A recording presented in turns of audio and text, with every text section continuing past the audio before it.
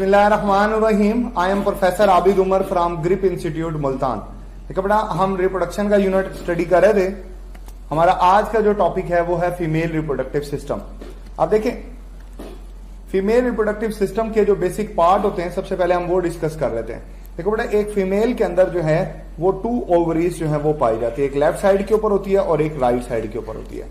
ये 2 ओवरीज जो है वो हर एक ह्यूमन फीमेल में पाई जाती है।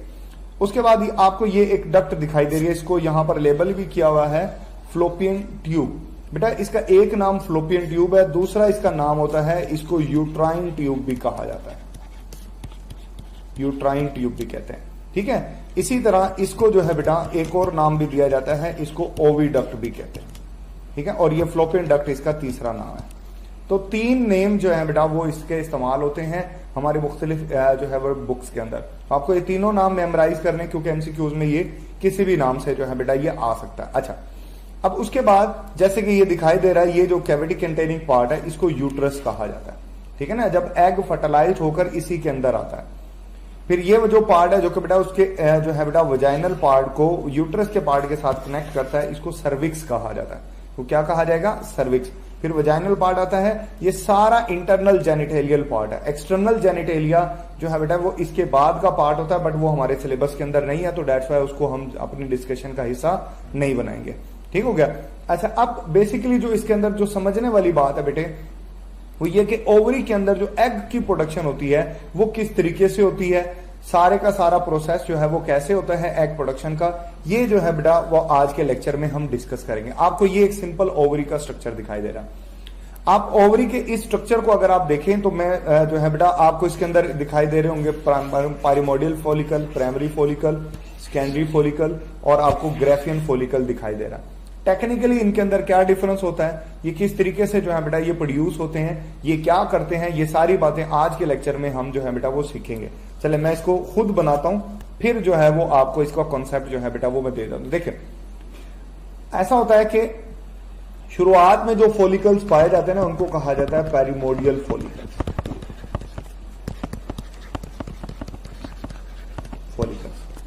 जब एक फीमेल पॉवर्टी की एज पर पहुंचती है तो बेटा पॉवर्टी की एज के ऊपर उसके अंदर एफएसएच हार्मोन प्रोड्यूस होता है। FSH stand for follicle stimulating hormone. ये फॉलिकल स्टिमुलेटिंग हार्मोन पैरामोडियल फॉलिकल्स के ऊपर वर्क करता है और इनको स्टिमुलेट करता है। इनमें से कुछ पैरामोडियल फॉलिकल मैच्योर हो जाते हैं और आफ्टर मैच्योरेशन जो है बेटा वो कन्वर्ट हो जाते हैं प्राइमरी फॉलिकल्स में।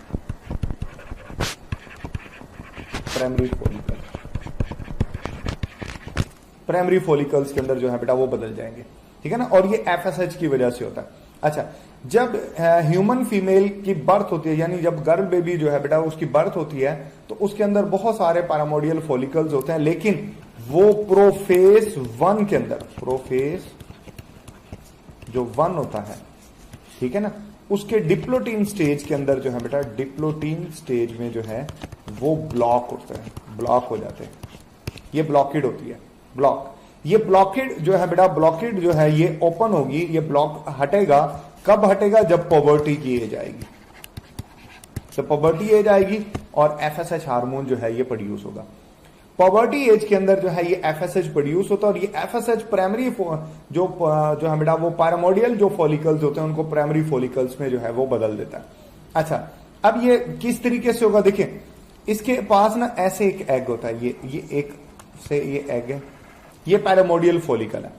इसके इर्द गिर्द कुछ सेल्स की जो है बेटा वो कलेक्शन बनती है, मैं आपको दिखाता हूं। देखिए, इसके इर्द गिर्द ना ऐसे कुछ सेल्स बन जाएंगे, ये ऐसे। These cells are called granulosa cell. ये आपकी बुक में नहीं है, लेकिन कॉन्सेप्ट के लिए आप इसको समझ लें। ग्रैनुलोसा सेल्स इसको कहा जाता है, ये ग्रैनुलोसा फॉलिकल सेल्स ये होते हैं, ठीक हो गया। और इसके अंदर जो है बेटा वो एग है। ये ग्रैनुलोसा लेयर जो है बेटा वो इंक्रीज होती चली जाएगी, ठीक है ना। एक लेयर बनेगी, फिर एक और लेयर बन जाएगी ऐसे, ठीक है।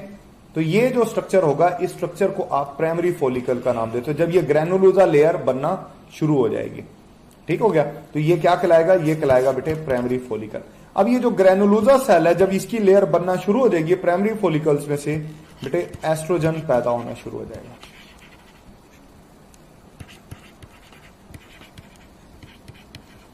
एस्ट्रोजन की प्रोडक्शन ग्रैनुलोसा सेल से होती है। और ये जो ग्रैनुलोसा सेल है बेटे, इसकी प्रोडक्शन करवाने वाला जो है बेटा ये एफएसएच था। मतलब ये एफएसएच पैरामोडियल फॉलिकल्स के ऊपर एक्ट करेगा और उसके सराउंडिंग में जो है ग्रैनुलोसा सेल डेवलप होना शुरू हो जाएंगे, फॉलिकल्स डेवलप होना शुरू हो जाएंगे। ये फॉलिकल सेल्स जो होते हैं बेटा, वो इस एग को नरिश भी करेंगे, प्रोटेक्शन भी देंगे।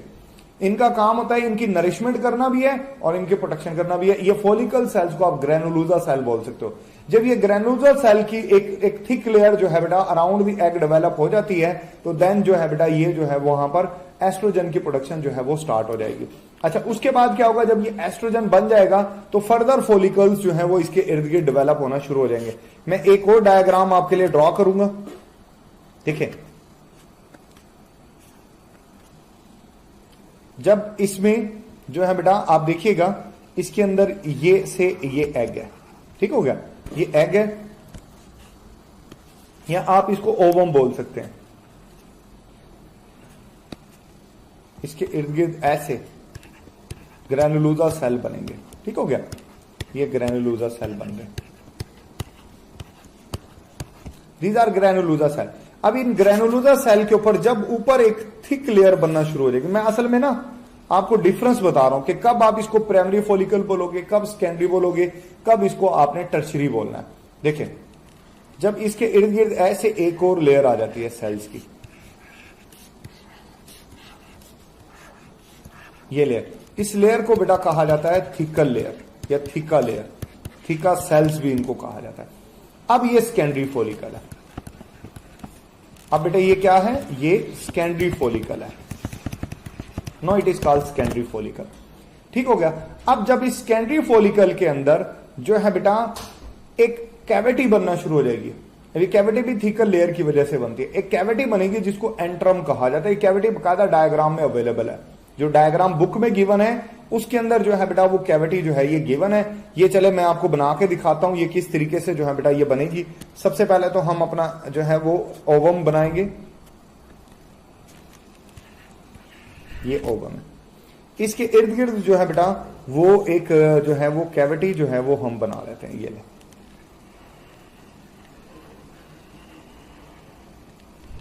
इस तरीके से कैविटी बन जाएगी, ठीक है, एक कैविटी बन जाएगी और इस कैविटी के इर्द गिर्द अगेन वही ग्रैनुलोसा सेल जो है बेटा वो डेवलप होंगे। ऐसे ना ग्रैनुलोसा सेल,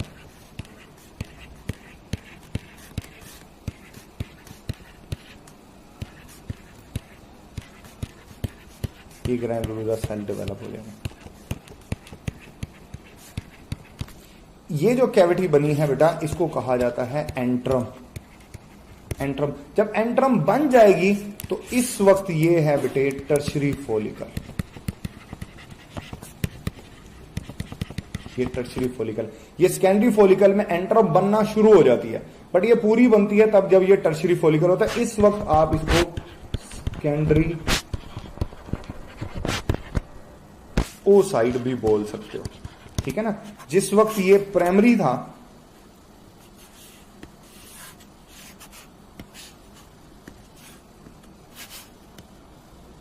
ये जब प्राइमरी फॉलिकल होता है बेटे इसको आप प्राइमरी ओसाइड भी कहते हो। प्राइमरी ओसाइड भी इसको कहा जाता है।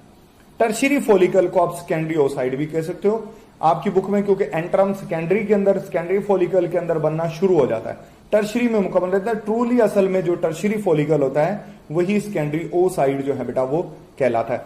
इसके बाद जो होता है वो ग्राफेन फॉलिकल बनता है। ग्राफेन फॉलिकल बनता है जो कि मैं आपको डायग्राम में दिखा देता हूं आपको, ठीक है ना। ये देखिएगा, ये जो है वो फाइनली ये आपको दिखाई दे रहा है, मैं आपको ये देख सकते हो, ये ग्राफेन फॉलिकल है। ये आप देख सकते हो, दिस इज एन एंट्रम, ये एंट्रम है, ठीक हो गया ना। तो ये बेटा एंट्रम बनती है। तो ये अब जब ग्राफेन फॉलिकल फुली मेच्योर्ड फॉलिकल होते हैं, ठीक है ना, ये फाइनल जो है बेटा वो मुकम्मल तौर पर कंप्लीट अपनी जो है वो आप यूं समझ लें प्रोडक्शन कर चुका है, कंप्लीट जो है वो ओरिजिनल मैच्योरेशन स्टेज में आ चुका है। अब ये अपने अंदर से एग को रिलीज कर देगा, एग इसमें से रिलीज हो जाएगा और जो पीछे जो स्ट्रक्चर बन जाता है उसको आप कॉर्पस ल्यूटियम का नाम देते हो, कॉर्पस ल्यूटियम। और जब ये कॉर्पस ल्यूटियम डीजनरेट हो जाता है, इसको कहते हैं रिग्रेशन। जब इसकी रिग्रेशन हो जाती है और ये सुकड़ का डीजनरेटेड स्ट्रक्चर में बदल जाता है तो उसको कॉर्पस एल्बिकन्स कहा जाता है। क्या कहा जाता है? Corpus albicans. I hope so आपको बात समझ आई होगी। चल अब मैं आपको कंप्लीट देखिए, जब ह्यूमन फीमेल पॉबर्टी एज के ऊपर पहुंचते हैं, जैसे मैंने आपको कहा कि उसके अंदर जो है वो एग की प्रोडक्शन जो है वो स्टार्ट हो जाती है। अच्छा, एक बात और मैं इसके अंदर बेटा आपको जो है वो ऐड करूंगा। ये जब टर्शरी फॉलिकल बनता है ना, तो टर्शरी फॉलिकल के साथ साथ एक काम और होता है। वो काम क्या होता है? देखें, ये जो एग है ना, इसके इर्द गिर्द ना एक और हिफाजती लेयर बनती है साथ साथ। यहां ना ये पहले ये बनेगी, उसके बाद फिर दूसरी बनेगी। इस लेयर को कहा जाता है जोना पेलोसिडा। ये हिफाजती लेयर है, प्रोटेक्टिव लेयर है। फिर एक और लेयर बनती है जिसको कोरोना रेडिएटा कहा जाता है। आप कह सकते हो ये कोरोना रेडिएटा। ये देखें, जोना पेलोसिडा और बेटा ये कोरोना रेडिएटा। कोरोना रेडिएटा का बेसिकली वर्क ये होता है कि ये जो है इसकी प्रोटेक्शन करता है। हम कहते हैं कि एग को फर्टिलाइज करने के लिए सिर्फ एक स्पर्म चाहिए, बट बेटा कोरोना रेडिएटा को डिसॉल्व करने के लिए 10 to 20 मिलियन स्पर्म रिक्वायर्ड होते हैं। 10 to 20 million sperms are required to dissolve the corona radiata.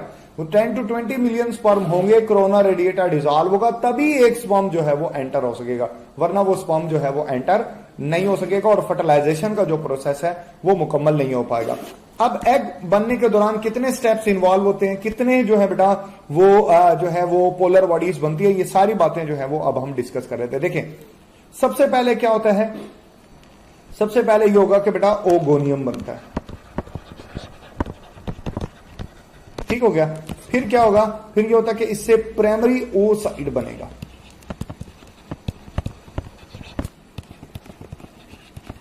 यहां पर होती है मियोसिस 1। यहां पर क्या होगी? मियोसिस 1 होगी। आप जानते हो कि मियोसिस 1 एक रिडक्शन डिवीजन है। तो यहां पर अगर डिप्लॉइड है, ये ठीक है ना, डिप्लॉइड है, ये क्या है? Diploid. This is a diploid. तो ये बेटा यहां पर कन्वर्ट हो जाएगा, ये बनेगा सेकेंडरी oocyte बनेगा। ठीक हो गया, सेकेंडरी oocyte। अच्छा, ये सेकेंडरी oocyte डेफिनेटली ये हैप्लॉइड होगा और इसके साथ साथ बेटा बनेगी first polar body. First polar body बनेगी। अब ये जो सेकेंडरी oocyte है, ये बेसिकली ओवम है। ये क्या है? ये ओवम है।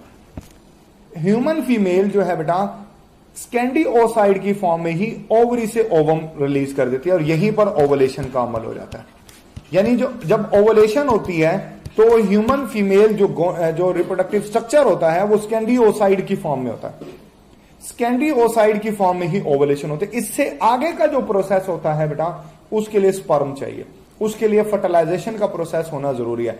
जब तक फर्टिलाइजेशन नहीं होगी उस वक्त तक सेकेंडरी oocyte आगे कहीं भी किसी भी स्ट्रक्चर के अंदर जो है वो कन्वर्ट नहीं होगा। अगर फर्टिलाइजेशन नहीं होती तो सेकेंडरी oocyte की फॉर्म में ही ये ब्रेक हो जाएगा और यहां पर मियोसिस 2 का अमल स्टार्ट हो जाता है। इसमें मियोसिस 2 स्टार्ट हो जाता है बेटा, लेकिन वो मियोसिस 2 का जो प्रोसेस होता है वो मेटाफेज 2 के अंदर लॉक हो जाता है। किसमें लॉक होगा? मेटाफेज 2 में सेकेंड लॉक लगा और इस मेटाफेज 2 का सेकेंड लॉक जो है बेटा ये ब्रेक करेगा स्पर्म। स्पर्म आएगा, इसको फर्टिलाइज करेगा। जब स्पर्म इसको फर्टिलाइज करेगा तो अगली स्लाइड के ऊपर मैं इसको लेकर जाऊंगा, आगे की बात मैं आपको बताता हूं। देखिए, सेकेंडरी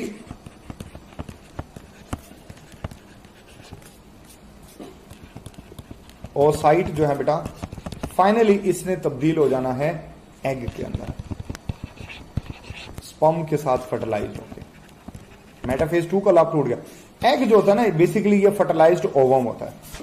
फर्टिलाइज्ड ओवम को एग टेक्निकली हम लफ्ज बात ओवम के लिए भी इस्तेमाल कर रहे थे, टेक्निकली वो गलत होता है।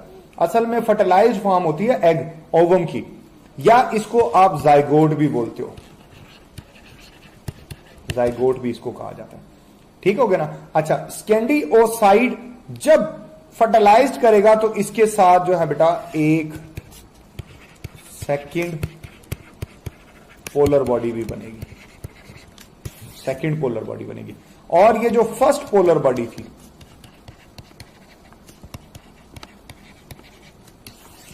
ये भी ब्रेक होगा, सेकंड पोलर बॉडी बनाएगा और सेकंड पोलर बॉडी एक और बन जाएगी। ये यानी बिफोर फर्टिलाइजेशन जब फर्टिलाइजेशन नहीं हुई थी, मैं आपको लिख दूं ये भी, बिफोर फर्टिलाइजेशन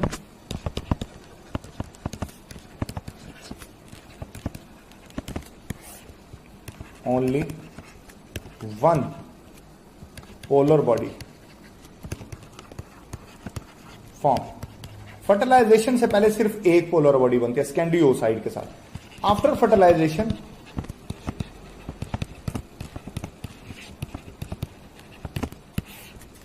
जो है बेटा 3 पोलर बॉडीज बनती है,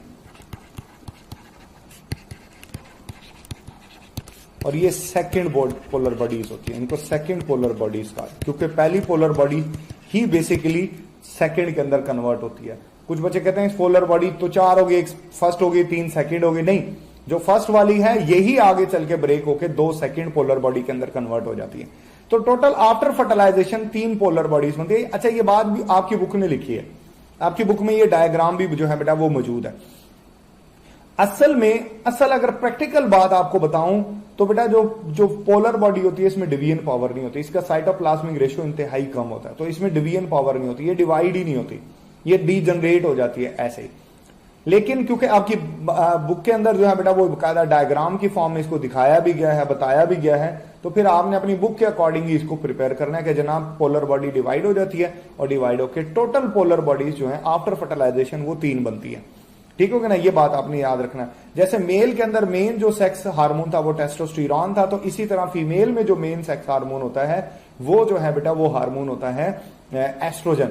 ये एस्ट्रोजन जो है बेटा वो एग के फॉलिकल्स को डेवलप करने के साथ साथ एंडोमेट्रियम को भी डेवलप करता है, और उसकी जो है मेन कैरेक्टरिस्टिक जो एग प्रोडक्शन है उसके साथ साथ जो फीमेल की सेकेंडरी सेक्सुअल कैरेक्टरिस्टिक्स होती हैं वो भी सारी की सारी जो है बेटा वो इसी एग के कंट्रोल में होती है। यहां पर हमारा ये वाला टॉपिक मुकम्मल हो गया है। आपके जहन में अगर किसी किस्म की कोई कंफ्यूजन है, कोई सवाल है, तो आपने मुझसे जरूर पूछना। अपना बहुत सारा ख्याल रखिएगा। Thank you, Allah Hafiz.